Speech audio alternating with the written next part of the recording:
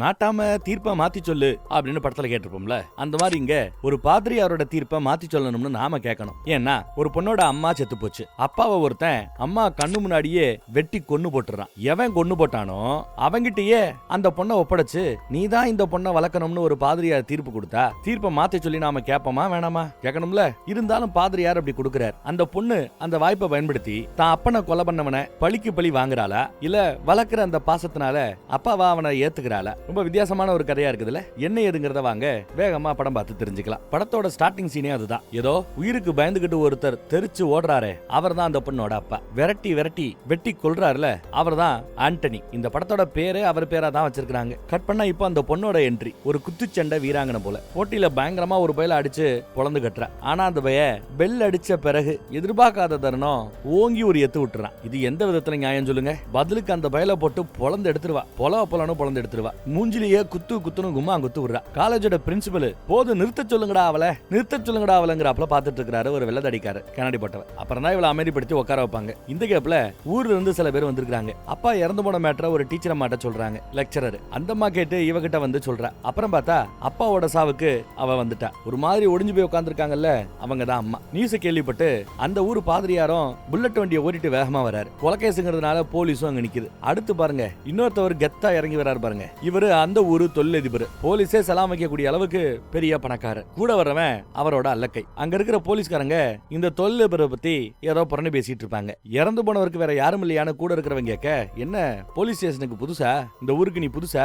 இறந்து போனவரோட அண்ணன் இப்போ தமிழ்நாடு ஜெயில கோயம்புத்தூர்ல இருக்கிறாப்லையா. தமிழ்நாடு போலீஸையே வெட்டி போட்டான்னு கேஸ். பெயில் கிடைக்காம ஜெயில கிடக்குறானா. இப்போ தம்பியை இந்த மாதிரி எவனோ ஒருத்தன் குத்தி போட்டாங்கிற மேட்டர் மட்டும் தெரிஞ்சிச்சு டெஃபினட்டா பழிவாங்க வருவான் அப்படின்னு எடுத்து சொல்லிட்டு இருக்கிறார். அடுத்து பார்த்தா நம்ம ஹீரோவோட நண்பர்கள் எல்லாம் ஒவ்வொருத்தரா ஒண்ணு கூடுறாங்க. மொட்டையா ஒருத்தர் இருக்கிறார்ல அவர் வீட்டுல மட்டனு சிக்கனு வாத்து கீத்துன்னு ஏகப்பட்ட ஐட்டங்களை போட்டு சமைச்சிட்டாங்களாம். ஏன்னா ஜெயில இருந்து ஆண்டனி வெளியில வர போறாராம். அதுக்கு தான் வரவேற்கிறதுக்கு தடபுடலான ஏற்பாடுகள். இன்னும் சில பேரும் ஏற்பாடை தீவிரப்படுத்துறாங்க. ஜெயில இருந்து ஆண்டனி வெளியில வராப்ல. நண்பர்கள் எல்லாம் வரவேற்கிறாங்க. கூடவே கால் இல்லாத ஒருத்தவரும் வரவேற்க வராரு. இவரை ஏப்பா கூட்டிட்டு வந்தீங்க?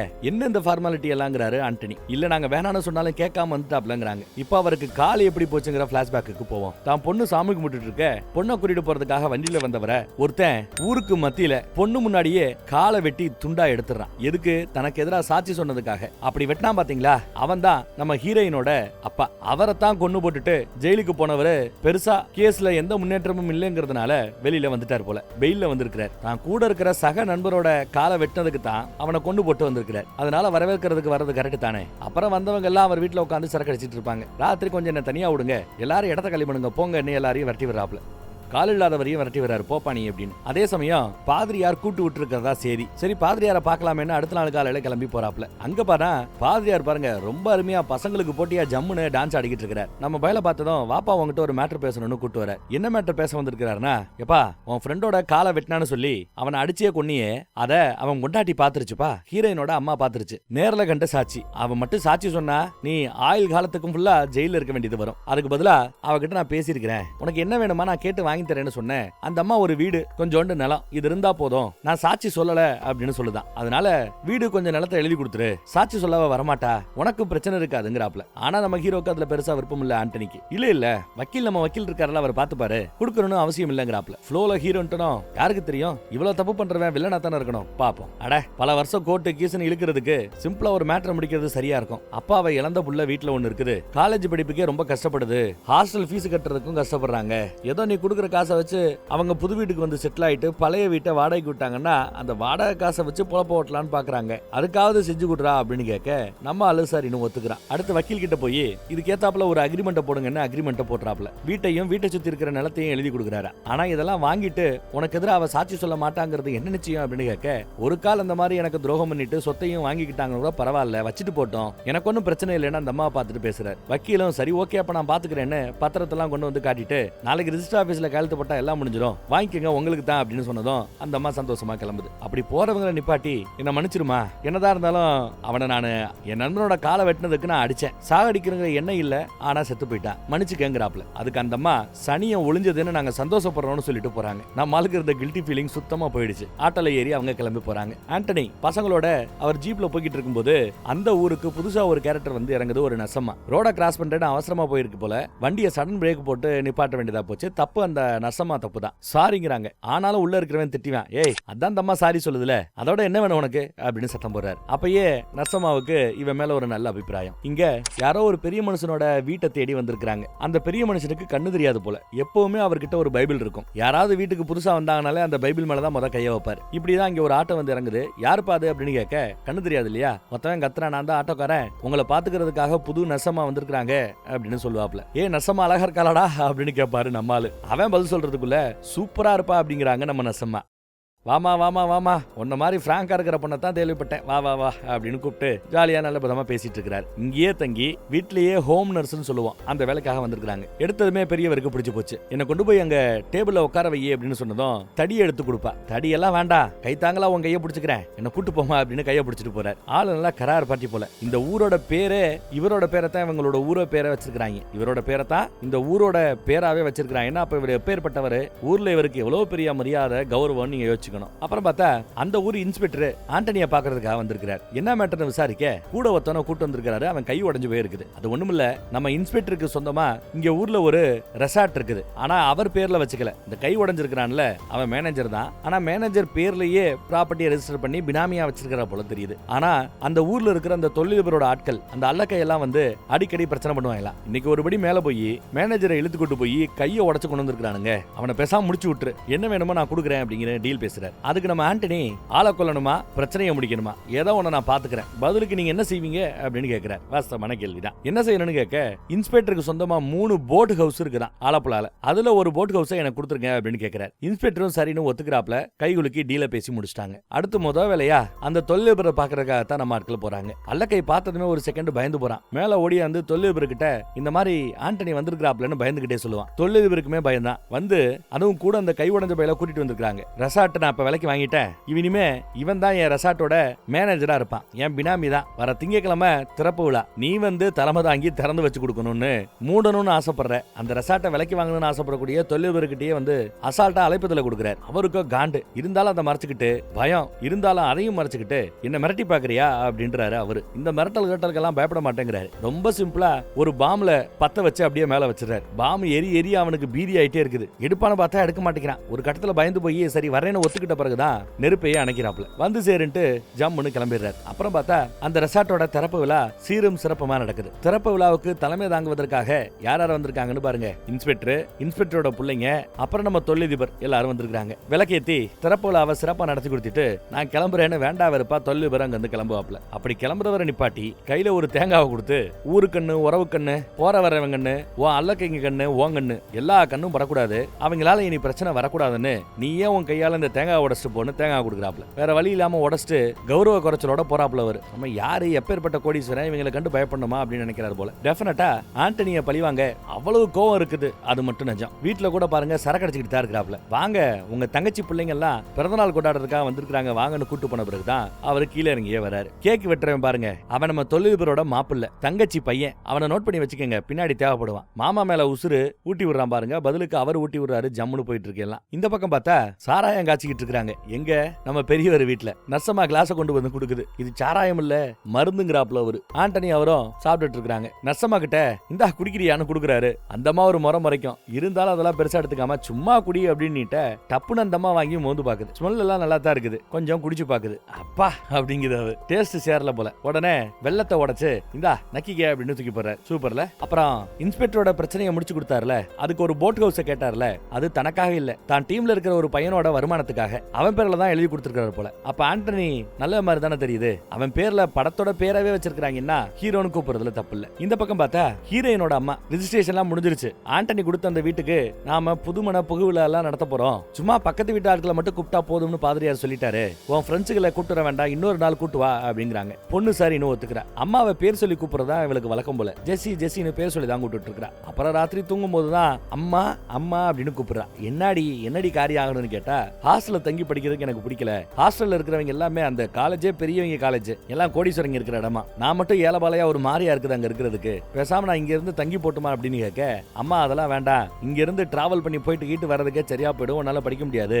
ஹாஸ்டல்லயே போய் தங்கி படு அப்படின்னு சொன்னா இவ வருத்தப்படுவா. சரி புது வீட்டுக்கு போன பிறகு நீ வேணா டெய்லி இங்க இருந்து போ அப்படின்னு பர்மிஷன் கொடுக்க ரொம்ப சந்தோஷப்பட்டு கண்டுபிடிச்சிட்டு இருக்கா. புது வீட்டுக்கும் வந்தாச்சுங்க. புது வீடு அவளுக்கு ரொம்ப பிடிச்சு போச்சு. அப்புறம் சரக்கரக்கெல்லாம் வாங்கிட்டு அன்னைக்கு வீட்டுக்கு போற வழியில பார்த்தா ஜோரா மழை பெஞ்சுக்கிட்டு இருக்குது. அந்த தொழிலதிபரோட எடுபடி அவன் அங்கிட்டு தான் தெரிஞ்சிட்டு இருக்கிறான். இவங்க கொடையை பிடிச்சிக்கிட்டு வாங்கின சரக்குகளை தூக்கிக்கிட்டு போய்கிட்டு இருக்கும்போது பொண்ணு போன் பண்ணுவா. மழை பெஞ்சிட்டு இருக்குது, எங்க இருக்கிற, சீக்கிரமா அப்படின்னு கூப்பிட்டு இருக்கா. வரண்டி வைடி அப்படின்னு போனை கட் பண்றாங்க. பார்த்தா அந்த எடுபடி வந்து நிக்கிறான். என்ன பிரச்சனைடா உனக்கு அப்படின்னு கேட்க, இவன் யாருன்னா நம்ம ஹீரோயினோட அப்பாவுக்கு சொந்தக்காரன். நம்ம ஹீரோயினுக்கு மொரமாமனா வருவான் இந்த அல்லக்கை. அந்த மொரமாமன், என்ன விளையாடுறீங்களா, உன் புருஷனை ஒருத்தவன் கொண்டு போட்டு இருக்கிறான், நேர்ல பார்த்திருக்கிற, சாட்சி சொல்லாம இருக்கிறதுக்கு அவன் வீடு கொடுத்தா வாங்கிருவியா அப்படின்னு இந்த அம்மாவை போட்டு அடிக்க ஆரம்பிக்கிறான், பிடிச்சி இழுக்க ஆரம்பிக்கிறான். அந்த அம்மா அவங்க கிட்ட இருந்து விலகி போறதுக்கு முயற்சி பண்ணிட்டு இருக்காங்க. அதே சமயம் நல்ல ஜோரா மழை பெஞ்சிட்டு இருந்ததுல கரண்ட் கம்பி அருந்து கீழே விழுகுதுங்க. இவன் பிடிச்ச தள்ளி விட கரெக்டா கரண்ட் கம்பி மேல விழ அந்த அம்மா அப்படியே துடிதுடிச்சு கரண்ட் ஷாக் அடிச்சு செத்து போகுது.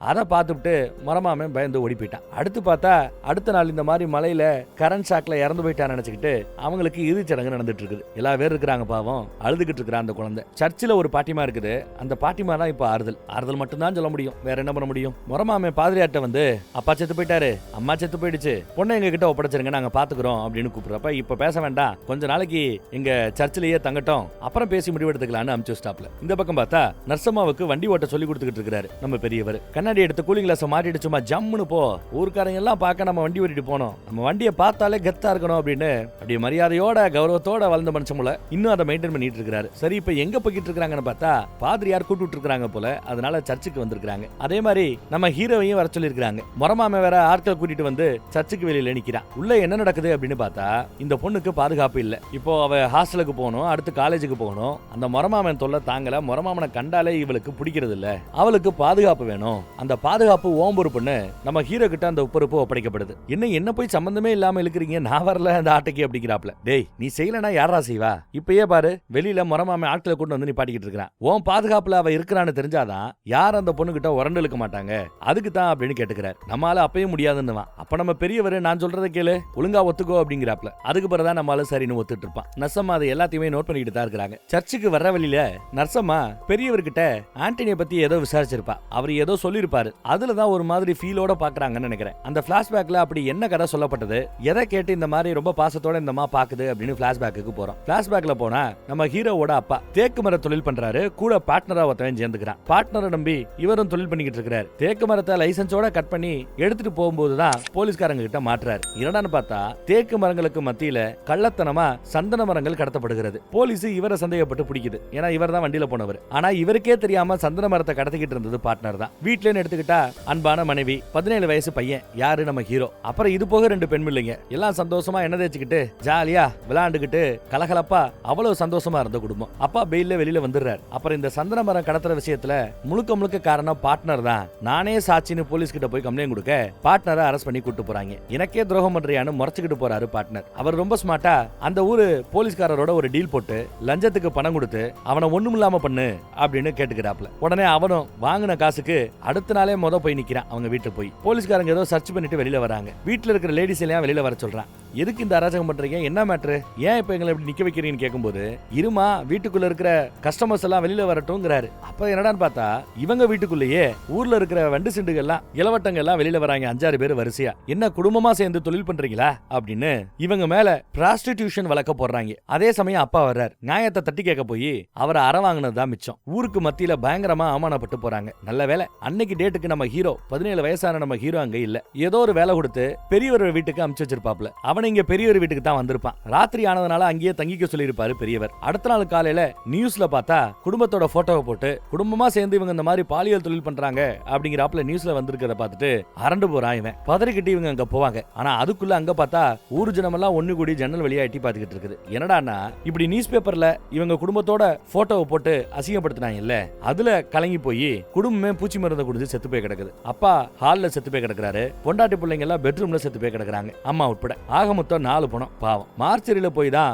இவன் பாப்பான். கதறி கதறி பெரியவர் கூட அழுதுகிட்டு இருக்கிறான். அதுக்கு பழி வாங்கணும்னு நம்ம யோசிக்கிறது சரிதானே, பழி வாங்க முடிவு பண்ணிட்டான். ஆனா 17 வயசு தான், என்ன பெருசா அவனால சாதிச்சிட முடியும்? அதுவும் ஒரு போலீஸை எதிர்த்து ஸ்மார்ட்டா யோசிக்கிறான். என்ன பண்றான்னு பாருங்க. போலீஸ்காரர் டியூட்டிக்கு போற சமயம் அவரோட வண்டியில இருந்து கீழே அந்த பெட்ரோல் ஒழுகும்ல, அந்த பைப்பெல்லாம் கட் பண்ணி விட்டுட்டு பெட்ரோலை ஃபுல்லா கீழே இறக்கி விட்டுட்டு இருக்கான். இது தெரியாம போலீஸ்காரர் வந்து வண்டி எடுக்கிறார். உருண்டு இந்த பக்கத்துல வந்து பத்த வச்சிடறான். பூம்னு வெடிச்சு சதறது. பாமே செட் பண்ணிட்டா நினைக்கிறேன் உள்ள. அந்த கையெறி குண்டுன்னு சொல்லுவாங்கல்ல, பாறைகளை உடைக்கிறதுக்கு பயன்படுத்துற வெடிகுண்டு, அதை வச்சுதான் போட்டு தள்ளிருக்கலாம் போல. ஒரு டிக்கெட் அவுட். அடுத்து அந்த பார்ட்னர் ஊருக்கு பொதுக்கூறமா ஒரு சின்ன வீடு வச்சிருக்காரு. வேலைக்கு வரவங்க எல்லாம் அப்பப்ப கூட்டு ஏதாவது பண்ணிட்டு இருப்பார் போல. அப்படித்தான் ஒரு அம்மா இங்க வந்திருக்கு. நாளைக்கு ஒழுங்கா வேலைக்கு வந்துடணும். இங்க வந்துட்டு போனதுனால நாளைக்கு வேலைக்கு வராம இருந்த அப்புறம் தினக்கூலி கொடுக்க மாட்டேன்னு.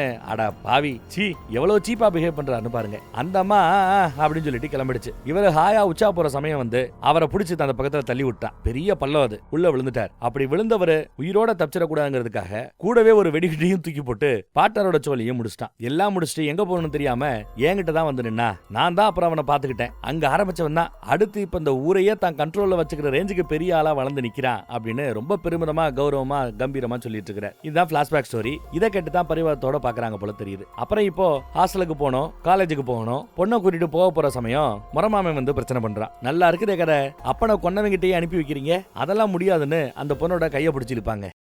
அதை பார்த்து நம்ம ஹீரோ என்னன்னு தட்டி கேட்கலாம்னு யோசிக்கிறதுக்குள்ள கைய பிடிச்சவன் கையை இறுக்கி பிடிச்சு ஓங்கி ஒரு எத்து விடுவா பாருங்க. எப்படி மோதி விழுகிறான்னு பாருங்க. ஹீரோவே ஒரு செகண்ட் அரண்டு போறாப்ல, என்ன எத்து அப்படின்னு. என்னடா பாக்குறீங்க, வாங்கடான்னு மரமாமன் கூப்பிடுறான். கூட இருக்கிற அடியாட்கள் எல்லாம் வரானுங்க. நம்ம ஹீரோ இங்க பாரு, அது அவங்க குடும்ப தகராறு பேசிக்கிறாங்க, 3ஆம் மனுஷன் நாம உள்ள போக கூடாதுங்கிறாப்ல. டேய் வாங்கடா உள்ள அப்படின்னு அவன் மறுபடியும் கூப்பிட, மறுபடியும் உள்ள போக பார்க்க நம்ம ஆளு பங்குக்கு வந்தவங்க எல்லாத்தையும் அடிச்சு பொழந்து கட்டுறாப்ல. அப்புறம் மரமாமனுக்கு 4 அறை. இனிமே இவ விஷயத்துல தலையிட்டீங்க அவ்வளவுதானே விரட்டி விட்டார். அப்புறம் வண்டியில கூட்டிக்கிட்டு கிளம்புறார் காலேஜ்ல கொண்டு போய் இறக்கி விடுறதுக்கு. போகும்போது ஒரு வார்த்தை 2 பேரும் பேசிக்கவே இல்லைங்க. வண்டியில மட்டும் பயணப்பட்டு போயிட்டே இருக்காங்க. அப்புறம் காலேஜுக்கு வந்ததும் இறக்கி விடுறான். சரி இறக்கி விட்டுட்டு போகும்போதா ஏதாவது சொல்லுவாள்ல, போயிட்டு வரேன் அண்ணா, போயிட்டு வரேங்க, போயிட்டு வரேன் அங்கிள், இப்படி ஏதாவது சொல்லலாம்ல. அவ பாருங்க, சரி நான் வரேன், போயிட்டு வரேன் ஆண்டனி அப்படின்னு பேர் சொல்லி கூட்டு போறா. அவங்க அப்ப வயசு இருக்கும், பேர் சொல்லிட்டு போறா பத்தியா அப்படின்னு நம்ம ஆளுக்கு கோவம். சரி கிட கட்டு போட்டுன்னு கிளம்ப போகும்போது பார்த்தா டீச்சர் அம்மா, நீங்க தானே கார்டியனு, பாதிரியார் சொன்னாரு, பிரின்சிபல் உங்களை கூப்பிட்டு இருக்காப்ல, ஒரு நிமிஷம் வாங்கன்னு கூட்டு போறாங்க. என்ன இதுன்னு தெரியாம நம்ம ஆளும் போறாப்ல. பிரின்சிபல் ஒரு மாதிரி கையாமையான்னு கத்துவாரு. டென்ஷன் பாட்டி கொஞ்சம் பார்த்து நடந்துக்கங்கன்னு அட்வைஸ் பண்ணிட்டு தான் கூட்டு போறாங்க. உள்ள போனா சொன்னாப்லயே ஒரு மாதிரி டென்ஷனா கத்திக்கிட்டு இருக்காரு. நம்ம ஹீரோயினா பஜாரிங்கிறார். இவகிட்ட ஏகப்பட்ட பிரச்சனை இருக்குது. பாக்ஸிங்லயே ஒரு பையனை போட்டு அடி அடி நடிச்சு பொழந்தால, அதை பத்தி சொல்லி சத்தம் போட்டுட்டு இருக்காரு. ஏதோ ஃபாதரியார் சொன்னாரு தான் நான் சீட்டு கொடுத்தேன், இல்லனா இந்த மாதிரி ஒரு ஏலபால பொண்ணுக்கெல்லாம் நாங்க சீட்டே கொடுக்கறது இல்ல எங்க காலேஜ்லன்னு சீனை போட்டுக்கிட்டு இருக்காரு. சரி இந்த ஒரு வாட்டி எனக்காக மன்னிச்சுக்கங்கன்னு ஏதோ பேசி சமாளிச்சுட்டு வராப்ல. இப்படி எல்லாம் பேசுற கேரக்டரே கிடையாது நம்மால. இருந்தாலும் பேச வேண்டிய சூழல். போன்ல பாதிரியார் கிட்ட, எப்பா எங்க வந்து பாயன மாட்டி விட்டு இருக்கிற, எங்க போய் முடிய போதோ, பேர் சொல்லி வேற கூப்பிடுறாப்பாவ, நீ வைய போன அப்படின்னு வைக்கிறாப்ல. அப்புறம் ஊர்ல ஒரு பஞ்சாயத்து. யாரோ ஒருத்தர் ரோட்டை மறைக்கிறாப்ல, சுவர் எழுப்பிக்கிட்டு இருக்காரு. ஜேசிபி வண்டியை நம்மால கூட்டு வந்திருக்கிறாப்ல. ஊர்க்காரங்க எல்லாம் ஒண்ணு சேர்ந்திருக்காங்க, வழிய மறைக்க கூடாதுன்னு இருக்காங்க. அவன் அதையும் மறைச்சாப்ல சுவரை எழுப்பி வச்சிருக்கான். என் சாவுக்கு பிறகுதான் இந்த சுவரை உடைக்க முடியும்னு சீனை போட்டுக்கிட்டு இருக்கான். ஊர்க்காரங்க சில பேரு, எப்பா நீ வீடு கட்டி இருக்கிறத புறம்போக்கு வீடு, புறம்போக்கு இடத்துல கட்டி இருக்கிற, ஏதோ ஆளுக தெரியுங்கிறதுக்காக உன்னை யாரும் அதிகாரிகள் கேட்காம இருக்கிறாங்க, அதுக்காக கூடையும் சேர்த்து இந்த வழியையும் மறைக்கிறது அநியாயம் பேசிட்டு இருக்கும்போது கூட அவன் கேட்க மாட்டான். என் சாவுக்கு பிறகுதான் எதுவா இருந்தாலும் சுவரை அடிக்க விட மாட்டாப்லையா. அதே சமயம் நம்ம ஹீரோவுக்கு காலு. லெக்சரர் அம்மா தான், டீச்சர் அம்மா தான், பிரச்சனை வாங்க அப்படின்னு கூப்பிட்டுருக்காங்க போல. இது என்ன இந்த நேரத்துல, நேரம் கட்ட நேரத்துல கூப்பிடுது. சரி நான் கிளம்புறேன், டேய் சொன்ன மாதிரி பண்ணிருங்கடா அப்படின்ட்டு கிளம்பிடுறாரு. ஜேசிபி வண்டி வருது. உடனே இவர் ஓடி போய், என் பணத்தை தாண்டி தாண்டா நீங்க சுவத்தை இடிக்கணும்னு சீனை போட்டுட்டு இருக்கிறாப்ல. பாதைக்கு குறுக்கா கட்டி இருக்கிற அந்த சுவத்தை, அதுக்கு பேர் என்னது, கோட்டச்சவரா, கோட்டச்சவத்தை. ஆனா ஜேசிபி வண்டியில இருக்கிறவரு, யோ அண்ணே இந்த கோட்டச்சவரை இடிக்க சொல்லல, அவர் இடிக்க சொன்னது உன் வீட்டை அப்படின்னு கோட்டச்சவருக்கு பதிலா வீட்டு பக்கம் வண்டி போய் இடிக்க ஆரம்பிக்குது. அவ்வளவுதான், பயந்து போயிட்டார். பயந்து, எப்பா தயவு செய்து நீ இந்த கோட்டச்சவரை இடிச்சுக்க, பாதையை எடுத்துக்கங்க, என் வீட்டை ஒண்ணும் பண்ணிடாதீங்கப்பான்னு கெஞ்சுற லெவலுக்கு ஆயிப்போச்சு. நம்ம ஆட்களுக்கு சந்தோஷம். இங்க காலேஜுக்கு வந்தாச்சு. பிரின்சிபல் ரூம்ல தான் பிரின்சிபல் வழக்கம் போல கத்துறாரு. என்ன மேட்டர்னு பார்த்தா வாலிபாலா பேஸ்கெட் பாலா அதுக்கு பேரு. அந்த கேம் விளையாண்டுட்டு இருக்கும்போது ஒரு பொண்ணை கன்னத்துல ஓங்கி குத்தி இருக்கிறா போல, வீங்கி போச்சு கண்ணம். இதுதான் கம்ப்ளைண்ட். பார்த்தா ஐயோ பாவமான் இருக்குது. என்ன ஆச்சுன்னு நம்மால் விசாரிப்பான். விளையாண்டுட்டு இருக்கும்போது தன்னை ஏதோ கெட்ட வார்த்தையில திட்டிருப்பா போல, அதுக்கு தான் பதிலுக்கு குத்து விட்டுருக்கா. பரதேசின்னு திட்டிருப்பா போல பாவம். இருந்தாலும் அந்த பொண்ணு பண்ணது தப்பு தான், அவசரமா நான் மன்னிப்பு கேட்டுக்கிறேன்னு கேட்கும்போது கோச்சுக்கிட்டு அவ போயிடுறா. பாத்தியா பாத்தியா இதெல்லாம் திருந்தவே திருந்தாதுங்கிறாரு பிரின்சிபால். ஏதோ எல்லார்கிட்டையும் மன்னிப்பு கேட்கிறேன் வாய்ப்பு கொடுக்கணும் கெஞ்சிட்டு வராப்ல. ஆனா வெளியில வந்தா ஆண்டனி கூட சண்டைக்கு போறா. இவ எதுக்கு நீ மன்னிப்பு கேட்கிற, அப்ப நீ மன்னிப்பு கேட்டா நான் பண்ணது தப்புன்னு ஆயி போச்சுல, என் பக்கத்துல யாரும் நிக்க மாட்டீங்கன்னு கோச்சுக்கிட்டு போறா. இங்க பார்த்தா அவளோட ஒரே பேஜாரா போச்சு. என்னங்க இப்படி பண்றீங்க அப்படின்னு எல்லார்கிட்டையும் புலம்பி தள்ளிக்கிட்டு இருக்கிறாப்ல நம்ம ஹீரோ. இங்கதான் சாப்பாடு. பாதிரியாரும் அதே வீட்டுல தான் இருக்கிறாப்ல, சரக்கு அடிச்சிட்டு இருக்கிறாப்ல. அந்த பொண்ணை பத்தி தான் டாபிக். இந்த ஊருக்கு அவர் பாதிரியாரா வந்த சமயம் பல வருஷத்துக்கு முன்னாடி. நம்ம ஹீரோயினுக்கு அப்போ ஒரு 3 மாச குழந்தை நினைக்கிறேன். பொண்டாட்டி பிள்ளையில கூட்டிட்டு அவன் வந்தான். அப்ப பார்த்தது. அப்ப இருந்து அந்த குழந்தை எனக்கு தெரியும், கஷ்டப்பட்டு வளர்ற பிள்ளை, உதவி பண்ணுங்களேன் அப்படின்னு பேசிட்டு இருக்கிறாப்ல. அப்புறம் நர்சம்மா வண்டி ஓட்டிட்டு போக பெரிய ஒரு வண்டியில வரும்போது குறுக்கால வண்டியை கொண்டு வந்து நிப்பாட்டுறாரு நம்ம ஹீரோ. டேய் இந்த சாகடிக்க பாக்குறியா அப்படின்னு கேட்கிறாரு பெரியவர். கண்டிப்பா அடிச்சிருவேங்கிறாப்ல. ஏன்டா அவளை கோவப்படுறான்னு கேட்டா, என்ன விளையாடுறீங்களா, ஆனா உனா காலேஜ்ல இருந்து போனை போட்டுறாங்க, வாங்க வாங்கன்னு கூப்பிடுறாங்க, 8 தடவை போயிட்டேன் அப்படின்னு சொல்லி முடிக்கல, அடுத்த கால் வருது, பிரச்சனை வாங்கன்னு. இதோ அடுத்த பிரச்சனை வந்துருச்சுன்னு அங்க இருந்து கிளம்புறா. நர்சம்மா அதெல்லாம் ரசிக்குது. என்னடா பிரச்சனைன்னு அங்க பாருங்க பிளாஷ்பேக்ல ஒரு பயல ஓட ஓட விரட்டி தெறிக்க அடிக்கிறா. அவன் பயந்து எங்கெங்கயோ ஓடிக்கிட்டு இருக்கிறான். கடைசியில பசங்க பாத்ரூம்குள்ள வரைக்கும் வந்துட்டான். அங்கேயும் வச்சு அடிச்சு பீங்கான உடைச்சுன்னு பயங்கர துவம்சம் பண்ணிட்டான். ஏதோ பசங்க வந்ததுனால இந்த அடியோட போச்சு, கையில கட்டு போடுற ரேஞ்சுக்கு ஆகி போச்சு. அதனாலதான் இப்போ கண்ணா பின்னான்னு கத்திக்கிட்டு இருக்காரு பிரின்சிபால். வந்தவரு என்ன ஆச்சுன்னு விசாரிப்பாப்ல. என்ன விசாரணை வேண்டி கிடக்குதுன்னு பிரின்சிபல் கத்தும் போது, சும்மா இருங்க சார் ஒரு நிமிஷம் நான் விசாரிச்சுக்கிறேன், சொல்லு என்னாச்சு அப்படின்னு விசாரிக்கும் போது, அந்த பையன் லவ் பண்ணிட்டு டார்ச்சர் பண்ணிருக்கான், பாமேனு விட்டு வச்சிருக்கான். போக வரும்போதெல்லாம் குறுக்கால வந்து நிக்கிறான், உரண்டு இருக்கிறான். அப்பையும் பாமேனு விட்டு இருக்கிறான். எவ்வளவு அவன் காதல சொல்லி நான் ஏத்துக்காதனால காண்டானவன், உங்க அப்பனை கொன்னவன் கூட ஏன் நீ குடும்பம் நடத்திக்கிட்டு இருக்கிற, என் காதலோட அருமை உனக்கு எப்படி புரியும்னு கேட்டிருக்கான் போல. அதுலதான் காண்டாயி போட்டு பொலன்னு பொலந்துருக்கிறா. இந்த மேட்டரை கேட்டதும் நம்ம ஹீரோக்கும் கோவம் வந்துருச்சு. அடிச்சது பத்தாது, எல்லாரும் முன்னாடி இப்ப போய் அடிக்கிறியா இல்லையான்னு கேட்டதும் பொலின்னு ஒரு அரை விடுவா, குத்து விடுவா. அதுவும் அவங்க அப்பா அம்மா முன்னாடியே அரண்டு போறான் அந்த பையன். பிரின்சிபாலுக்குமே ஷாக் ஆகுது. பிரின்சிபால் ஓவரா கத்துவாரு, பதிலுக்கு பிரின்சிபாலையே கத்திவிட்டேன் நம்ம ஆளு. நானும் பாத்துக்கிட்டு இருக்கிறேன், எங்க என்ன தப்பு நடந்தாலும் ஏன் புள்ளியவே குறை சொல்லிக்கிட்டு இருக்கிற, ஒழுங்கா நியாயமா நடந்துக்க, அவ விஷயத்துல மறுபடியும் ஏதாவது குறுக்கால வந்து பிரச்சனை பண்ண அடிச்சு எலும்ப உடைச்சு விடுவேன்னு டேபிள ஒரு தட்டுவான் பாருங்க. ஆளு பயந்து போயிட்டாப்ல. வெளியில போய் என்ன பத்தி கேட்டுப்பார், ஆண்டனி யாருன்னு கேட்டுப்பார் அப்படின்ட்டு போறாரு. அவளுக்கு ரொம்ப சந்தோஷமா இருக்குது அது. அதே சமயம் அந்த பக்கம் கோயம்புத்தூர் ஜெயில நமக்கு காட்டுறாங்க. ஒரு போலீஸ்காரர் போய், டேய் பெயில் போட்டிருந்தேல்ல, பெயில் ரிஜெக்ட் ஆயிடுச்சு, ஒரு போலீஸ்கார கைய வச்ச பிறகும் உனக்கு பெயில் கிடைக்குமாக்கும், விடமாட்டோம்லன்னு சீனை போட்டுட்டு இருக்க. சமைச்சுக்கிட்டு இருந்தவன் அப்படியே கரண்டியை வச்சு ஓங்கி ஒரு அடி. போலீஸ் மிரண்டு போறாப்ல. இந்த பையன் யாருக்குமே பயப்பட மாட்டேங்கிறான். இவ யாருன்னு நினைக்கிறீங்க, நம்ம ஹீரோயினோட பெரியப்பா. போலீஸே அடிச்சு போட்டு ஜெயில கோயம்புத்தூர்ல கிடக்கிறதா நம்ம இன்ட்ரோல பாத்துருப்போமே, அவரு அவ்வளவு பெரிய அப்பா டக்கர் போல அவரு. இங்க வந்தா நம்ம ஹீரோயினை லவ் பண்றேன்னு ஒருத்தன் வரண்டு இழுத்தான்ல, கைய உடைச்சுக்கிட்டான்ல, அவன் வேற யாரும் இல்ல, நம்ம தொழிலதிபரோட தங்கச்சி மகன் மாப்பிள்ள. அண்ணங்கிட்ட தான் வந்து நிக்கிறாங்க கம்ப்ளைண்டா. எல்லாத்துக்கும் சேர்த்து வச்சு நான் பழிக்கு பழி வாங்குறேன், நீ மருமக பிள்ளைய கூட்டிட்டு போன்னு அமுச்சு வைக்கிறார். யாருக்கோ வக்கீலுக்கு கால் பண்ணி சீக்கிரம் பெயில்ல எடுங்க, யார கோயம்புத்தூர்ல இருக்கிறவன, ஹீரோயினோட பெரியப்பா வரணும், தான் தம்பியோட சாவுக்கு பழிக்கு பழி வாங்கணும், ஹீரோவையும் ஹீரோவோட இருக்கிற ஆட்களையும் கொல்லணும்னு எதிர்பார்க்கிறார் தொழிலதிபர். இந்த பக்கம் பார்த்தா இதுவரை இல்லாத ஒரு ஃபீலிங்ஸோட நம்ம ஹீரோ இருக்கிறாப்ல. தான் கூட இருக்கிற பசங்க கிட்டயே அந்த பொண்ணு அப்படி ஒரு சிரிப்பா ஒரு சந்தோஷத்தை நான் பார்த்தேன். அது பிரின்சிபால நான் திட்டினேங்கிறதுக்காக இல்ல, தான் சொன்னதை கேட்டு தான் பக்கம் ஒருத்தர் நின்னார்ல, அந்த சந்தோஷம் தான். அந்த சந்தோஷத்தை பார்த்ததுல இருந்து எனக்கு ஒரு மாதிரியா இருக்குது அப்படின்னு ஃபீல் பண்ணி பேசிட்டு இருக்கிறார். கூட இருக்கிறவங்க பாதிரியார்கிட்ட, நீங்க அந்த பொண்ணு கூட கனெக்ட் பண்ணி விட்டதுல இருந்து ஒரே தொல்லையா போச்சு, எங்க வேலை எதையுமே பார்க்க முடியல, அண்ணனுக்கு இது தேவையில்லாத டிஸ்டர்பன்ஸ்னு சொன்னதும் அவனுக்கு போனை போட்டு நான் விசாரிக்கிறேன்னு பாதிரியார் கேட்கிறார். என்னப்பா வேற ஒரு கார்டியனை வேணா போட்டுட்டுமா, நீ வெளியில வந்துறியான்னு கேட்க, அதெல்லாம் ஒண்ணுமில்ல நான் இருக்கிறேன்னு சந்தோஷமா சொல்றாப்ல. அப்புறம் நாளைக்கு உன்னோட அப்பா அம்மா தங்கச்சிங்க எல்லாருக்குமே நினைவு நாள், சிறப்பா செய்யணும், சர்ச்சுக்கு வந்துடும் கூடுவாப்ல. சரி வந்துடுறேன், சர்ச்சுக்கு இருக்கிறவங்க வெளியில இருக்கிறவங்க எல்லாருக்குமே அன்னைக்கு பிரியாணி என் செலவுல பண்ணிடலாம் போட்டுடலாம்னு சொல்லும்போது பாதிரியார் சந்தோஷப்படுறார். அதே மாதிரியே சர்ச்சில் தடபுடலா வேலைகள் நடக்குது, பிரேயர்ஸ் நடக்குது, அஞ்சலி நடக்குது, அப்புறம் பிரியாணி போடுற மேட்டரும் நடக்குது. எல்லாம் சிறப்பா போய்கிட்டு இருக்கும்போது மறுபடியும் காலுங்க. எங்க இருந்து, காலேஜ்ல இருந்து டீச்சர் அம்மா பிரச்சனை ஓடியாங்கன்னு. இவருக்கு ஐய இந்த தொல்லை தாங்கலையே ஒரு டென்ஷன் ஆகி போச்சுங்க. என்னடா பிரச்சனைன்னு பார்த்தா ஸ்ட்ரைக் பண்ணிக்கிட்டு இருக்கிறா இவ. எதுக்கு ஸ்ட்ரைக்னா, அந்த காலேஜ்ல படிக்கிற 180 பேர் பணக்காரங்க, எவ்வளவு பணத்தை ஃபீஸை ஏத்தினாலும் கேள்வி கேட்கறதுக்கு ஆள் இல்ல, கட்டிக்கிட்டே போவாங்க. ஆனா மீதி 20% இருக்கிறாங்கல்ல, அவங்க ஏலபாளைய ஃபீஸை ஏத்துறது அவங்களுக்கு விருப்பம் இல்ல, அதனால ஸ்ட்ரைக் பண்ணிட்டு இருக்காங்க. திடீர்னு எந்த அறிவிப்பும் இல்லாத இந்த ஃபீஸ் விலை ஏற்றத்தை நாங்க கண்டிக்கிறோம், பழைய ஃபீஸே இருக்கணும், ஃபிக்ஸ் பண்ணணும்னு சொல்லிட்டு ஸ்ட்ரைக் போல. பிரின்சிபால் செம கோவத்துல இருக்கிறார். மேட்டரை கேள்விப்பட்டு வந்தவன், இதெல்லாம் ஒண்ணு வேணாம், இதெல்லாம் இறக்கி விட்டு வா, ஃபீஸை கூட்டினா என்ன, நான் கட்டுறேன்ல அப்படின்னு பேசிட்டு இருக்கிறார். எனக்காக பேசல, எல்லாருக்காக தான் பேசுறேங்கிற அவ கூட ஒருத்தனும் சப்போர்ட்டுக்கு வருவான். அட போடா அப்படின்னு தள்ளி விடுறார். போட்டு வாண்ணா,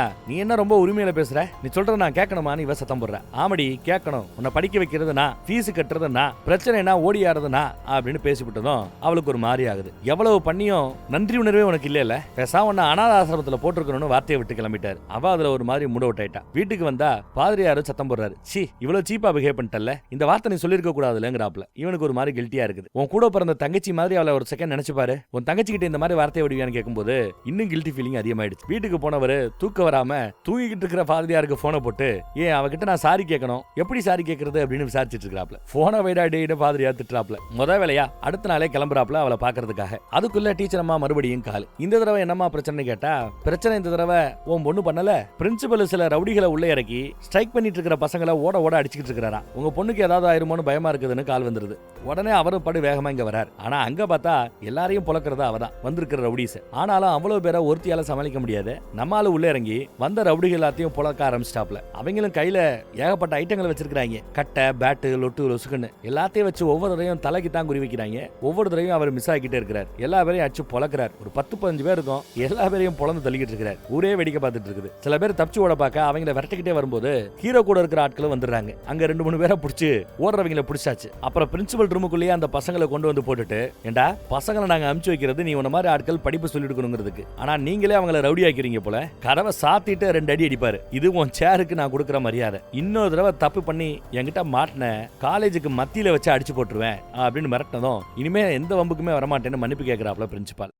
அப்புறம் இந்த ஃபீஸ் மேட்டரும் பழைய ஃபீஸே இருக்கட்டும்னு சொல்லிட்டாப்ல போல. வெளியில வந்து பழைய ஃபீஸே இருக்கட்டும்னு ஒத்துக்கிட்டாரு பிரின்சிபால்னு சொன்னதும் ஸ்ட்ரைக் பண்ண பசங்களுக்கெல்லாம் சந்தோஷம், சூப்பர்னு என்ஜாய் பண்றாங்க. தம்பி நேத்து ஒரு மாதிரி உன்னை தள்ளி விட்டுட்டேன், சாரின்னு சாரி கேட்கறாப்ல. அது பரவாயில்ல சார், ஃபீஸை பழைய லெவலுக்கு மாத்தி கொடுத்துட்டீங்களே, தேங்க்ஸுங்கிறா அந்த பையன். அப்புறம் நம்மால எங்கன்னு பார்த்தா அவ சண்டையில ஷூ அவுந்து கிடக்குது போல, அதை எடுத்து ஷூவை மாட்டிக்கிட்டு இருப்பா. அப்படி மாட்டும் போதுதான் ஷூ கிழிஞ்சிருக்குது, அவ தையல் போட்டிருக்கிறாங்கிறத கவனிக்கிறாப்ல. இன்னும் கில்ட்டி ஃபீலிங் ஜாஸ்தி ஆயிடுது. அவகிட்ட அடுத்து நான் இன்னும் பேசவே இல்லை, அவகிட்ட சாரி கேட்கணும், எப்படி கேட்கணும்னு புரியலையேன்னு புலம்பிட்டு இருக்கும்போது பாதிரியார் கிட்ட புலம்பிட்டு இருக்கும்போது கால் வருது. ஞாயிற்றுக்கிழமை இங்க வந்து பாருங்க, காலேஜ்ல உங்களை பார்க்கணும், ஹாஸ்டலுக்கு வாங்கன்னு கூப்பிட்டுருக்கா. நம்ம ஆளும் சரின்னு ஹாஸ்டலுக்கு வந்திருக்காங்க. ரொம்ப சந்தோஷமா இருந்திருக்கா. வரும்போது கையில ஒரு பார்சலோட வரான். என்னடான்னு பார்த்தா உனக்கு புதுசா ஷூ வாங்கி இருக்கிறேன் அப்படின்னு ஷூவை கொடுக்குறான். அந்த பொண்ணு ஷூ எடுத்து கீழே வச்சிருச்சு, பெருசா கண்டுக்கல. ஆனா பெரிய பெரிய குண்டை தூக்கி போடுது. ஹாஸ்டலை விட்டு வெளியில போக போதான், காலேஜ் படிப்பை நிப்பாட்ட போகுதான், ஒரு அநாத ஆசிரமத்துல சேர போகுதான். நீங்க சொன்னதான் சரி, உங்க காசுல எதுக்கு சார் எனக்கு செலவு பண்றீங்க அப்படி பேசிட்டு இருக்கிறா. அவனுக்கு மூட் அவுட் ஆயிடுச்சு. எவ்வளவு கனவுகளோட வந்தா ஏதோ ஒரு புது உணர்வா இருக்குதேன்னு நினைச்சுக்கிட்டு இருந்தான். பாதியார்கிட்ட அவ்வளவு ஃபீலிங்ஸோட பேசிட்டு இருந்தான். இங்க வந்து பார்த்தா பொண்ணு இந்த மாதிரி சொன்னதா அவனுக்கு ஒரு மாதிரி ஆயிடுச்சு. என்ன செருப்பால கூட அடி, உன் காலில் விழுகணுமா கூட விழுகிறேன், தயவு செய்து இந்த மாதிரி பேசாத அப்படின்னு மன்னிப்பு கேட்கிறாப்ல. ஆனா எதிர்த்து பார்க்காம முகத்தை பார்க்காம அப்படியே குனிஞ்சாப்லயே இருக்கிறார் பாருதே, ஒரு மாதிரி கவலையோட வருத்தத்தோட. அவன் மன்னிப்பு கேட்கணும்னு அவசியம் இல்லை, பட் இந்த மாதிரி நிறைய ஃபீலிங்ஸா பேசினதே இவளுக்கு பிடிச்சு போயிடுச்சு போல. அவர் வாங்கி கொடுத்து அந்த ஷூவை போட்டு பாக்குறா. ஆண்டனி என்ன ஷூ வாங்கிட்டு வந்திருக்கிற, உன் சைஸுக்கு வாங்கிட்டு வந்திருக்கிற பாரு அப்படின்னு காட்டி சிரிக்கிறா. தான் செருப்பை அவ போட்டுக்கிட்டதுமே இவருக்கு ரொம்ப சந்தோஷமாயிடுச்சு. தன்னை மன்னிச்சுட்டான்னு, தன்னை ஏத்துக்கிட்டான்னு அவருக்கு ரொம்ப சந்தோஷம். அப்புறம் அவளை கூட்டிட்டு ஜாலியா ஊர் சுத்தி ஷாப்பிங் எல்லாம் போய் நிறைய வாங்கிட்டு வராங்க. ஹாஸ்டலுக்கு 6:30 மணிக்கு மேல வர்றாங்க போல. ஹாஸ்டல் வார்டன் கண்ணா அப்படின்னு சத்தம் போடுது. 6:30 மணிக்கு மேல கண்டவன் கூட வரேன்னு சத்தம் போடுது. அவர் கண்டவர் இல்ல, என் கார்டியன் சொல்லும் போது கார்டியன் தானே, பெத்த தகப்பன் இல்ல அப்படின்னு சொன்னதும் நம்ம ஆளுக்கு கோவம் வரும். அடியே அப்படின்றாரு. ஆண்டனி நீ ஒரு நிமிஷம் இரு, இதை நான் வரேன், பார்சலை பொட்டின்னு சொல்லிவிட்டு ஹாஸ்டலுக்குள்ள போனவங்க பொட்டி படிக்கையை எடுத்துட்டு வந்துட்டு சாவியை கொடுத்துட்டு, உன் ஹாஸ்டலும் வேண்டாம், உன் வார்டன் வேலையும் வேண்டாம், நான் நீ ஒரு வீட்லயே தங்கிட்டு நான் ஹாஸ்டலுக்கு போய்க்கிறேன், சாரி காலேஜுக்கு போய்க்கிறேன் பாமா அப்படின்ட்டு கெத்து காட்டிட்டு வரா. ஹீரோக்கு ரொம்ப சந்தோஷம். ஒன்னா வீட்டுக்கு வராங்க. பார்சல் எல்லாம் எடுக்கணும்னு கேட்கும்போது லக்கேஜ் எல்லாம் நான் எடுத்துக்கிறேன், நீ வான்னு சொல்லிட்டு வீட்டுக்கு வந்து வீட்டெல்லாம் சுத்தி காட்டுறாரு. ரூம் உள்ள இருக்குன்னு ரூமை காட்டுறாரு. அங்கதான் தன்னோட அப்பா அம்மா போட்டோ, தான் தங்கச்சிகளோட போட்டோ கூட சேர்ந்து கூட நம்ம ஹீரோயினோட அம்மா போட்டோவும் இருக்கும். அதை பார்த்தது ஒரு மாதிரி இம்ப்ரெஸ் ஆயிட்டா. கண் கலங்குது, அவ்வளவு சந்தோஷம். வந்தவன் இறந்து போனவங்க ஒவ்வொருத்தருக்கு ஒருத்தர் கம்பெனி கொடுத்துக்கலாம்ல, அதுக்காகத்தான் ஒன்னா போட்டோஸ் மாட்டிருக்கேன்னு சொல்லி சிரிக்கிறாப்ல. அன்னைக்கு ராத்திரி ஒரு நல்ல தூக்கம். காலையில டீ எல்லாம் போட்டு கொடுக்குறான். வெளியில வந்து பார்த்தா கிச்சன் பக்கத்துல சர்ச்சில் இருந்தாங்கல்ல ஒரு பாட்டிமா, அவங்க சமைச்சிட்டு இருக்காங்க. பார்த்தது ரொம்ப சந்தோஷமா ஓடி வந்து கட்டி பிடிச்சுக்கிறா. சர்ச்சில் இந்த பாட்டிமாவை சப்போர்ட்டுக்கு கூட்டு வந்து வச்சுக்கிட்டாப்ல போல. சூப்பர்ல. அப்புறம் ஏதோ பிரச்சனைக்கு பேச்சுவார்த்தை நடத்திக்கிட்டு இருக்கும்போது ஆண்டனி காலேஜுக்கு லேட் ஆயிடுச்சு போலாமா அப்படின்னு கூப்பிட்டதும் பம்பரமா ஓடியாந்து வா போலான்னு ரொம்ப சந்தோஷமா கொண்டு வந்து இறக்கி விடுறான். டெய்லி காலேஜ் கொண்டு வந்து இறக்கி விடுறது, அவளை பிக்கப் பண்ணிக்கிறது, அப்புறம் அவளை கூட்டிட்டு அங்க எங்கன்னு போறதுன்னு ஜம்முன்னு நல்லா தான் வாழ்க்கை போய்கிட்டு இருக்குது. தான் அம்மாவோட அஞ்சலிக்கெல்லாம் போயிட்டு வருவா. அந்த நினப்பு வரும்போதெல்லாம் புதைச்சிருப்பாங்கல்ல, அந்த இடத்துக்கு போயிட்டு வருது அவளோட வழக்கம். அப்புறம் இங்க ஒரு குடும்பம் ஃபார்ம் ஆனதுனால தான் குரூப்ல இருக்கிற எல்லாரோட குடும்பத்தையும் கூட்டிக்கிட்டு டூர் மாதிரி ஒரு பெரிய பஸ்ஸே ஓட்டிட்டு கிளம்பிட்டாங்க. இப்படி எல்லாம் சிறப்பா நல்லா போய்கிட்டு இருக்குதுங்க. சூப்பர் அப்படின்னு நினைச்சிட்டு இருக்கும்போது கொஞ்சம் லேட்டா ஒரு நாள் இங்க வருவாங்க. வீட்டுல அந்த பாட்டிமா தனியா இருக்கும். தூங்காம என்ன பண்ணிட்டு இருக்கீங்கன்னு விசாரிக்கும் போது பாதிரியார் ரொம்ப நேரமா உங்களுக்காக காத்துட்டு இருக்காங்கன்னு சொன்னதும் வந்து பார்த்தா பாதிரியார் சோகமா இருக்கிறார். என்ன ஏதுன்னு விசாரிச்சா எவனோ உங்களை பத்தி பிசப் கிட்ட போட்டு கொடுத்துட்டான், என் தீர்ப்பு தப்புன்னு சொல்லி பிசப் நாளைக்கு வரப்போறாப்ல, பஞ்சாயத்து பண்ண போறாப்ல, என்ன முடிவெடுக்க போறாங்களோ தெரியல, ரொம்ப வருத்தமா இருக்கு, நாளைக்கு வந்துருங்க என்ன அப்படின்னு சொல்லிட்டு அவர் அங்க வந்து கிளம்புறார். அடுத்த நாள் பிசப்போட தலைமையில இப்ப பஞ்சாயத்து நடக்குது. அந்த தொழிலதிபர் கூட ஊர்க்காரங்களை கூட்டிட்டு வந்து பஞ்சாயத்து பண்றாரு. அவங்க வைக்கிற முக்கியமான பாயிண்ட் என்னன்னா, கல்யாணம் ஆகாத ஒரு பையனை நம்பி, அதுவும் அப்பனையே கொன்னவனை நம்பி எப்படி நீங்க பொண்ணை ஒப்படைக்கலாம், அதுவும் பொண்ணோட அப்பனோட சொந்தம், பொண்ணுக்கு தாய் மாமன், அவன் இங்க இருக்கும்போது அவங்கிட்ட ஒப்படைக்காம அப்பனை கொண்டவன்ட்ட ஒப்படைக்கிறீங்கல்ல. தாயோட உறவு கரப்பு, அதுக்கு பிறகு பார்த்தா அப்பா சைடு உறவு தான் அடுத்தது முக்கியமானது. அதுலயும் தாய் மாமா உறவு புனிதமானது. தாய் மாமன் கிட்டே ஒப்படைச்சிடலான்னு பேசிட்டு இருக்கும்போது பாதிரியார் பேச்சு எடுபட மாட்டேங்குது. இப்படி எல்லாம் டயலாக் பேசிட்டே இருக்கிறாங்க. அப்பா சைடு உறவு அப்பா சைடு உறவுன்னு சொல்ல இடத்துல ஒரு கட்டத்துல நம்ம ஹீரோயினுக்கு செம காண்டாயிடுது. நிறுத்துக்கடா அப்படின்னு சத்தம் போடுறாங்க. அப்பா சைடு உறவு அப்பா சைடு உறவுன்னு சொல்லிட்டு இருக்கீங்கல்ல, அந்தாலும் என் அப்பனே இல்லன்னு ஒரு பெரிய குண்டை தூக்கி போடுறா. எல்லாருக்குமே ஷாக்கா இருக்குது. என்னடான்னு பார்த்தா இவங்க சொல்ற அந்த எங்க அம்மாவோட 2வது புருஷன். நான் 3 மாச குழந்தையா இருக்கும் போது மொத புருஷன் என்ன பெத்த தகப்பன், பேரு வர்மாவா, அவர் ஏதோ விட்டுட்டு ஓடி போயிட்டாராம். அப்புறம் இந்த ஆளை கட்டிக்கிட்டு எங்க அம்மா ரொம்ப கஷ்டப்பட்டுச்சு. அப்பன்னு ரொம்ப பேசுறீங்க, அந்த ஆள் கிட்ட இருந்து என்ன காப்பாத்துறதுக்காக எங்க அம்மா நெருப்ப கையில புடிச்சுக்கிட்டு இருந்தா தெரியுமா. தான் டீனேஜ் வயசு ஆரம்பிச்சதுல இருந்து அடுத்து அந்த ஆள் சாகுற வரைக்கும் அவங்கிட்ட இருந்து என்ன காப்பாத்துறதுக்காக போதும் போதும்னு இந்த கங்காரு மடியிலேயே குட்டியை வச்சுட்டு தெரியும்ல, அந்த மாதிரியே தெரிஞ்சாங்களாம். அந்த ஆளு தொடும் போதும் பேசும் போதும் பழகும் போதும் அப்ப உணர்வே வராதான். அவ்வளவு மோசமான கேரக்டர். அவங்கிட்ட இருந்து என்ன காப்பாத்திக்கிறதுக்காக தான் என்ன சின்ன வயசுலயே ஹாஸ்டல்ல சேர்த்து விட்டாங்க. ஸ்கூல் படிக்கும் போதும் சரி, இப்ப காலேஜ் படிக்கும் போதும் சரி, நான் ஹாஸ்டலுக்கு போய் தங்கி இருக்கிறதே அந்த ஆளுக்கு பயந்துகிட்டு தான். அந்த ஆளு செத்தானு நாங்க சந்தோஷப்படுறோம்னு ஒரு குண்டை தூக்கி போட்டதும் கூட்டத்துல ஒரு பையன் அடுத்து எதுவும் பேச முடியல. வார்த்தைக்கு வார்த்தை நான் ஆண்டனி இவரை கூப்பிட்டாலும் மனசார அப்பா அப்பான்னு தான் நான் நினைச்சு கூப்பிட்டு இருக்கிறேன் அப்படின்னு சொன்னதும் ஹீரோக்கு அப்படியே உள்ள புல்லரிச்சு போயிடும், பூரிப்பாயிடும். வா ஆண்டனி போலான்னு கூப்பிடுவா. ஒரு நிமிஷம் சொல்லிட்டு இந்த ஊர்ல ஊர்க்காரன் ஓவரா பேசிட்டு இருப்பான். தொழிலதிபருக்கு ஒரு மிரட்டு, ஊர்க்காரங்களுக்கு ஒரு அரை, சர்ச்சா இருக்கேன்னு பாக்குறேன், அவ்வளவுதானே மிரட்டிட்டு போவாப்ல. ஹீரோக்கு ரொம்ப சந்தோஷம். வீட்டுல அவளை தாங்குன்னு தாங்கிட்டு இருக்கிறார். அப்புறம் தான் தகப்பன் பேரு வர்மான்னு சொன்னால, அந்த ஆளை என் வாழ்நாள்ல ஒரு நாள் நேர்ல பாக்கணும்னு ஆசையா இருக்குதுன்னு சொல்லியிருப்பா. அப்புறம் பார்த்தா அடுத்து ஒரு பஞ்சாயத்து வருது. யார் சம்பந்தப்பட்ட பஞ்சாயத்துனா நம்ம தொழிலதிபர் சம்பந்தப்பட்ட பஞ்சாயத்து. பசங்களாம் ரொம்ப ஆர்வமா இருக்கிறாங்க, பஞ்சாயத்து பண்ண போலாம், நியாயம் இருக்குதுன்ட்டு. ஆனா நம்ம ஹீரோ அதெல்லாம் ஒண்ணு வேண்டாம், அடிதடி எல்லாம் வேண்டாம், நிப்பாட்டுங்கன்ட்டாப்ல. இவங்களுக்கு ஒன்னும் பிடிபடல.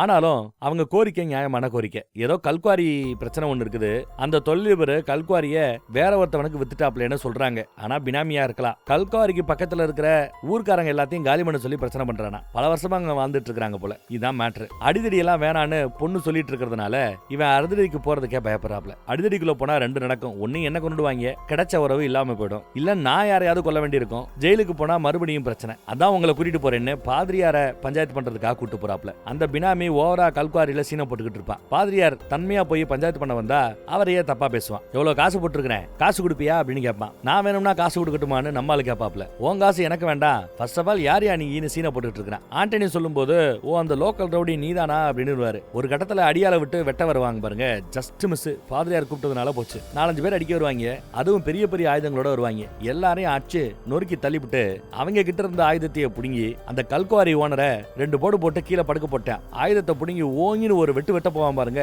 எல்லாருக்கும் பயம், எங்க கொண்டு போட்டுருவாப்லன்னு. நெஞ்சில குத்த வேண்டியது பக்கத்துல குத்துது, மண்ணுல குத்தி இருக்குது. பாமேனு விட்டு இருக்காப்ல, ஓடி போயிருன்னு விரட்டி விட்டாப்ல. அடிதடிக்கு போக கூட்டேன்னு அந்த பொண்ணுகிட்ட வாக்கு கொடுத்துருக்காப்ல. இப்ப அடிதடி மேட்டர் தெரிய வந்திருக்கும் அப்படின்றதுக்காக அவளை சமாதானப்படுத்துறதுக்காக பிரியாணி வாங்கிட்டு வந்திருக்கான். பாதிரியாரோட பிரியாணியை கொடுக்க போகும்போது அவ உடம்பு சரியில்லாம இருக்கிறா போல, பாவம். அப்புறம் ஒரு போன் கால் வருது. போன் காலை கேட்டுட்டு பதறி போய் பாதிரியாரோடய ஹாஸ்பிட்டலுக்கு ஓடுறாங்க. என்னடான்னு பார்த்தா இவங்க குரூப்ல ஒரு ஃப்ரெண்ட் இருப்பார்ல மொட்டையா, அவரை யாரோ கத்தியால குத்திட்டாங்களாம். ஐசியூல கிடக்குறாப்லையா, ரொம்ப வருத்தப்பட்டுக்கிட்டு இருக்காங்க. பாதிரியார் உள்ள போய் பார்த்துட்டு சுயநினைவு திரும்பிடுச்சு, ஆண்டனி கிட்ட பேசணும்னு ஆசைப்படுறாருன்னு சொன்னதும் ஆண்டனி மட்டும் தனியா போய் பேசுறாப்ல. என்னடா மேட்டர் அப்படின்னு கேட்டா, குத்துனது வேற யாரும் இல்ல, கோயம்புத்தூர்ல இருந்து பெயில்ல வெளியில வந்திருக்கிற அந்த பெரியப்பா தானா. சதக்குன்னு 3 தடவை குத்தி போட்டாப்ல. அதையும் தாண்டி உயிரோடு இருக்கிறது அதிசயம் தான். மேட்டரை கேள்விப்பட்டது நம்ம ஹீரோக்கு பயங்கர கோவம் வருது. சும்மா இல்லாம கூட இருக்கிற எல்லா பேரையும் கொல்லுவேன்னு சொல்லிட்டு போயிருக்கான் போல. பைக்ல போகும்போது அடுத்து அவன் யாரை கொல்ல போறான், என் கூட க்ளோஸா இருக்கிற உங்களையா இல்ல என் பொண்ணையா, ஒண்ணுனே முடிவு பண்ணிட்டாப்ல. இதுக்கு ஒரு முடிவு கட்டி ஆகணுங்கிறாப்ல. ஆனாலும் பிரச்சனைக்கு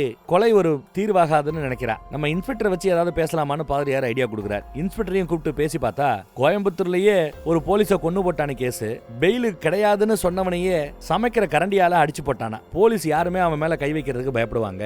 எதுக்கும் துணிஞ்சவன். யாரையாவது ஒரு ஆளை பழி வாங்குறதா இருந்தா அந்த ஆளை சுத்தி இருக்கிற ஆட்கள் எல்லாத்தையும் தான் அவன் கொல்லுவானா. அப்பேற்பட்ட ஒரு கேரக்டர். என்னால பெருசா எதுவும் உதவி செய்ய முடியாது, ஆனா நீங்க ஜாக்கிரதையா இருங்கன்னு அட்வைஸ் போடுறாரு. அம்மா இல்லாத 2 பெண் பிள்ளைகள் எனக்கு இருக்குதுன்னு சொன்னதுமே நீங்க போயிட்டு வாங்க சார்னு நம்ம ஹீரோ அனுப்பிச்சு ஸ்டாப்ல. இனி நம்ம ஸ்டைல டீல் பண்ணணும்னு நினைக்கிறாரு. அதுக்குள்ள கால் வருது. யாருகிட்ட இருந்து? ஊர் பெரியவர்கிட்ட இருந்து. நான் அவங்கிட்ட போய் பஞ்சாயத்து பண்றேன்டா, உனக்கா அதை செய்ய மாட்டேனாங்கிறாப்ல. அதெல்லாம் வேண்டாம், அசிங்கப்படுத்திட்டு வாங்குறாப்ல. அட விடப்பா, ஒரு காலத்துல அந்த கோயம்புத்தூர்ல இருந்து வெளியில வந்தால பெரியப்பா, அந்த பெரியப்பனோட அப்பன் என்கிட்ட 20 வருஷம் டிரைவரா வேலை பார்த்தான். அவன் குடும்பத்துக்கு நான் செஞ்சிருக்கேன்டா, என் பேச்ச கேப்பான்டா, முயற்சி பண்ணி பாக்குறேன்னு சொல்லிட்டு பைபிளை தூக்கிட்டு கிளம்பிடுறாரு. நர்சம்மா தான் வண்டி ஓட்டிட்டு வருது. ஊர்ல மார்க்கெட்ல வச்சு பார்த்து பேசிக்கலாம்னு பேசிருக்காங்க போல. ஏற்கனவே அந்த ஆளு பைக்ல காத்துக்கிட்டு இருக்காங்க, சாரி கார்ல. இவங்க வண்டி வந்து இறங்கினதும் அவரை இறக்கி விட்டதும் அவரும் போய் பேச்சுவார்த்தை நடத்தி பாக்குறாரு. ஆனா அந்த பைய இவரை கொஞ்சம் கூட மதிக்காம தப்பு தப்பா பேசுறான். இதுல காண்டானவரு பதிலுக்கு ஒரு வார்த்தை திட்டி விடுவாப்ல. என்னையே திட்டியாட கிளவாடு சொல்லி நெஞ்சிலேயே செருப்பால ஒரு மிதிங்க. கண்ணு தெரியாதவர் பெரியவர்னு கூட பார்க்கல, முயற்சி போட்டு போயிட்டான். இவருக்கோ ஒரே அசிங்கமா போயிடுச்சு. ஊர்க்காரங்க தூக்க வரும்போது வேண்டான்னு இவ சைகையில காட்டுறா. ஏன்னா இவருக்கு அந்த கௌரவம் எவ்வளவு முக்கியம்னு அவருக்கு தெரியும். அழுக வருது, அழுகி அடக்கிக்கிறா. இவரை அவளே தூக்கி வண்டியில உட்கார வைக்கிறா. கண்ணாடி வேணும்னு கேட்கிறாரு அவர். கண்ணாடி எடுத்து கொடுத்து போட்டு விடுறாங்க. ஏன்னா அழுகிறது வெளியில தெரியக்கூடாதான். அதுலயும் கௌரவம் பாக்குறவர். இவளும் அழுகி அடக்கிக்கிட்டு வண்டி எடுத்துட்டு போகும்போது ஊர்க்காரங்க எல்லாரும் பாத்துருப்பாங்க இல்ல அப்படின்னு சோகமா கேட்பாப்ல. இல்லையே, ஒருத்தரும் பாக்கலையே அப்படின்னு இவ போய் சொல்லுவா. ஆனாலும் அவர் நம்புறதுக்கு தயாராக இல்ல. வீட்டுல போய் வண்டி நிக்குதுங்க, அதை பத்தி எல்லாம் ஒண்ணும் கவலைப்படாதீங்க, பிபி ஏறி இருக்க போது நான் செக் பண்றேன் அப்படின்னு பின்னாடி வண்டியில வந்து பார்த்தா அதுக்குள்ள பாவம் அவர் இறந்து போய் கிடக்குறாருங்க. அச்சச்சோ.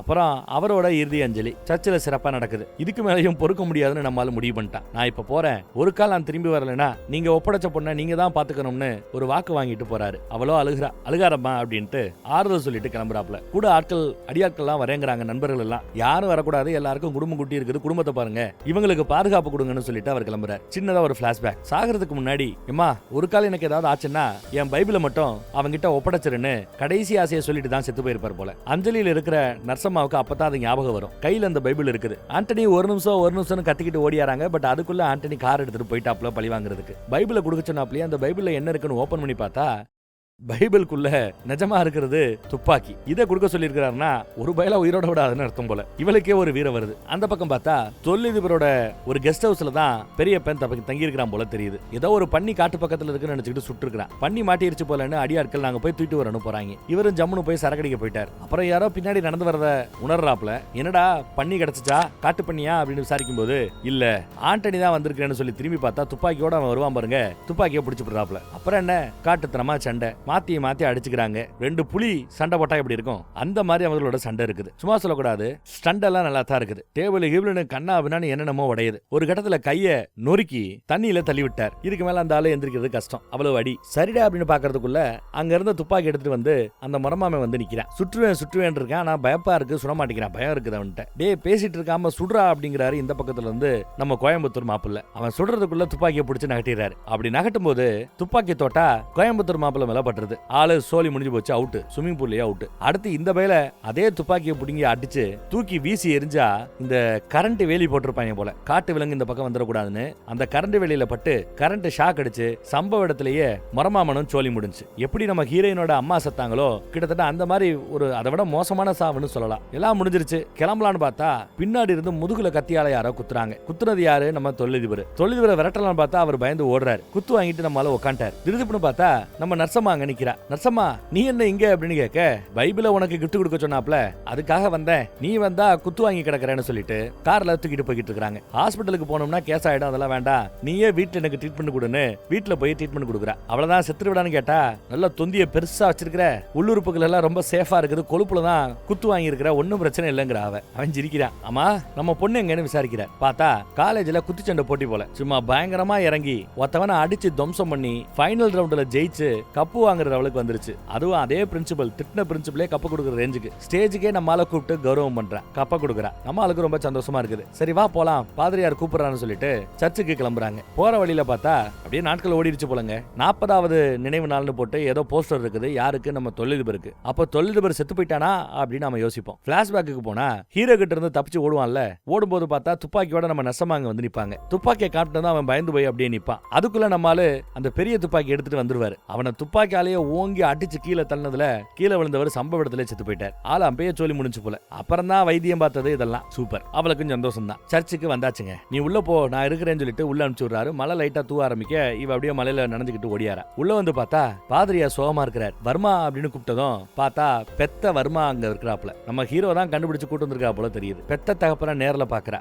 அவரும் தான் பொண்ண நேர்ல பாக்குறா. இவரோட போட்டோவை அம்மா காட்டியிருப்பாங்க இதுக்கு முன்னாடி. சோ அவளும் பார்த்ததும் தெரிஞ்சு போச்சு தன்னை பெத்த தகப்பன் வர்மா இவன் தான் அப்படிங்கிறது. பாசமா மகளேன்னு சொல்ல வரும்போது ஒரு நிமிஷம் உங்களை வாழ்நாள்ல ஒரு நாள் பார்க்கணும்னு நான் கேட்டேன், நடந்துருச்சு, அவ்வளவுதான், போயிட்டு வாங்கன்னு சொல்லிட்டு இவ பின்னாடி நகண்டு வர ஆரம்பிச்சிடறான். அதுக்குள்ள அந்த பக்கம் சரி அப்பனை நம்பி அவ போயிடுவா, நம்ம உறவு அவ்வளவுதானு வருத்தப்பட்டுக்கிட்டு நிப்பான். அப்பா அப்பான்னு ஒரு சத்தம். இவனுக்கு என்ன டவுட்னா நம்மள எப்பவுமே ஆண்டனி தான் கூப்பிடுவா. அப்பான்னு கூப்பிடுறான்னா பெத்தவனை தான் அப்பான்னு கூப்பிடுறாளோ அப்படின்னு நினைச்சுக்கிட்டு திரும்பி பார்த்தா பெத்தவனை கூப்பிடல, நம்ம ஆண்டனியை தான் அப்பான்னு கூப்பிடுறா. அப்பா இங்க வா, மழை பெய்யுதுல, கொடை எடுத்துட்டு வான்னு கூப்பிட்டதும் ரொம்ப சந்தோஷமா கொடை எடுத்துட்டு வருவாங்க. கொடையில அப்படியே நனையாம பிடிச்சுக்கிட்டு இவ வருவா உள்ள. பெத்தவர் கார்ல ஏறி கிளம்பிட்டார். இனி நமக்கு இந்த உறவு இல்லை அப்படின்னு ஹீரோவுக்கு அவ்வளவு சந்தோஷமா இருக்குது. பெத்தாதான் பிள்ளையா, அதை விட ஒரு படி மேலேயே இந்த உறவு இருக்குதுல்ல, சூப்பர்ல. இதை விட என்ன வேணும் சொல்லுங்க. அப்படியே நம்ம நசமாவும் இவன் கட்டிக்கிட்டான்னா அம்மா அப்பா பொண்ணு ஏற்கனவே பாட்டிமா இருக்கிறாங்கன்னு ஒரு அழகான குடும்பமா உருவாயிடும். இப்ப எனிமீஸ்னு யாரும் இல்லைங்கிறதுனால இனிவர்கள் வாழ்க்கை சிறப்பா இருக்கிற நம்பலாம். நல்லா இருந்ததுல.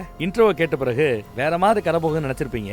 ஆனா நீங்க எதிர்பார்த்ததை விட ரொம்ப உல்டாவா இன்னும் வேற மாதிரி ஒரு கதையா அமைஞ்சு போச்சு. பாத்தீங்களா, நல்லா இருந்ததுல. வேற ஒரு நல்ல படத்துல மறுபடியும் சந்திப்போம். வாட்ஸ்அப் குரூப்போட லிங்க் கீழே டிஸ்கிரிப்ஷன்ல கொடுத்துருக்கேன். நான் பேசும்போது கூட இங்க மேல லிங்க் கொடுக்க சொல்றேன். விருப்பப்படுறவங்க கிளிக் பண்ணி ஜாயின் பண்ணிக்கங்க. நம்ம யூடியூப் சேனல்ஸ் நிறைய இருக்குது. எதுல என்ன வீடியோ போடுறோன்னே தெரிய மாட்டேங்குது. டெய்லி நைட் 8 மணிக்கு வீடியோ போட்டுட்டு இருக்கிறோம், ஞாயிற்றுக்கிழமையை தவிர. அதை ஒரு கால் மிஸ் பண்ணாம ஒரே இடத்துல பார்க்கணும்னு ஆசைப்பட்டீங்கன்னா வாட்ஸ்அப் குரூப்ல ஜாயின் பண்ணிக்கங்க. வாட்ஸ்அப்லயே வீடியோஸ் வரும், பார்த்து என்ஜாய் பண்ணலாம். போடுற யூடியூப்ஸோட லிங்க்ஸ் எல்லாம் வாட்ஸ்அப் குரூப்ல போடப்படும். ஒரே இடத்துல பார்த்து என்ஜாய் பண்ணுங்க. தேங்க்யூ.